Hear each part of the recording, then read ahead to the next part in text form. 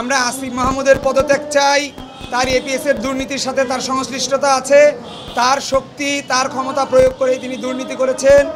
আমরা যে মোয়াজ্জেম হোসেন তার গ্রেপ্তার দাবি করছি।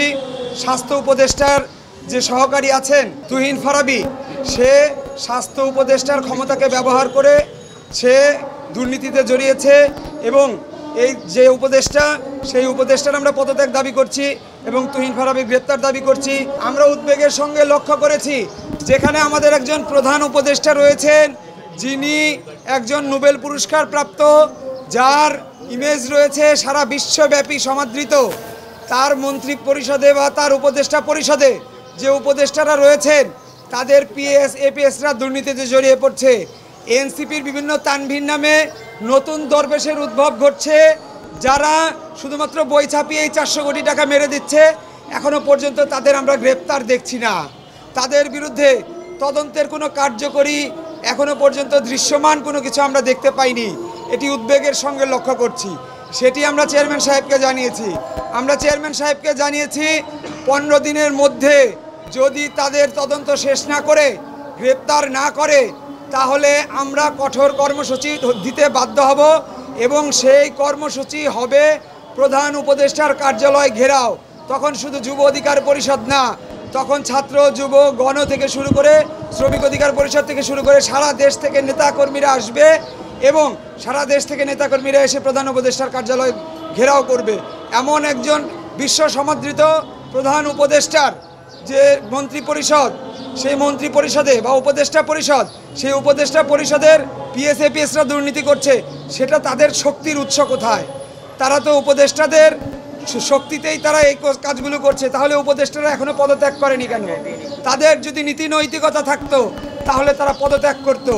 আমরা লক্ষ্য করছি, নির্লজ্জভাবে লক্ষ্য করছি যে তাদের এখনো পর্যন্ত ভাবের উদয় হয় নাই, লজ্জার উদয় হয় নাই বলে তারা এখনো স্বপদে বহাল আছে।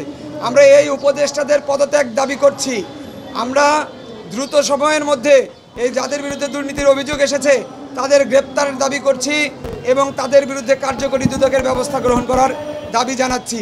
অন্যথায় আমরা সারা দেশ থেকে নেতাকর্মী নিয়ে এসে আগামী 15 দিন আমরা অপেক্ষা করব, তারপরে আমরা আমাদের কর্মসূচি ঘোষণা করব এবং সেই কর্মসূচি হবে প্রধান উপদেষ্টার কার্যালয় ঘেরাও।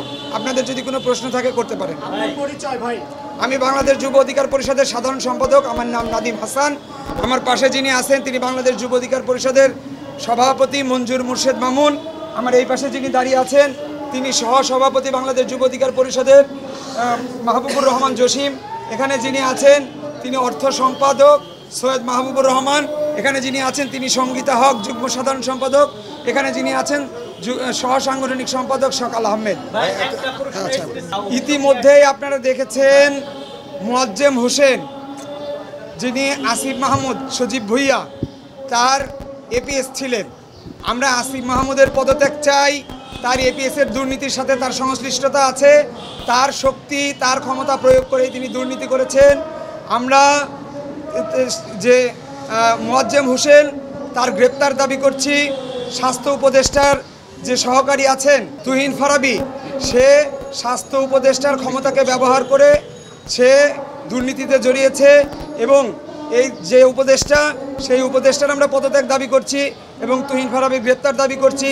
তানভীর সহ আরও যাদের জীবনযাত্রার মান আমরা আগে কি দেখেছি আর এখন আমরা ফুলে ফেপে একজনকে বটগাছ হতে দেখছি, তাদের বিরুদ্ধে তদন্ত চাই এবং তাদের বিরুদ্ধে তদন্ত সাপেক্ষে আমরা শ্বেতপত্র প্রকাশ করতে অনুরোধ করেছি। চেয়ারম্যান মহোদয় কি বলবেন? চেয়ারম্যান মহোদয় আমাদেরকে আশ্বস্ত করেছে দ্রুত সময়ের মধ্যে তিনি ব্যবস্থা গ্রহণ করবেন। আমরা বলেছি আমরা 15 দিনের সময় দিলাম।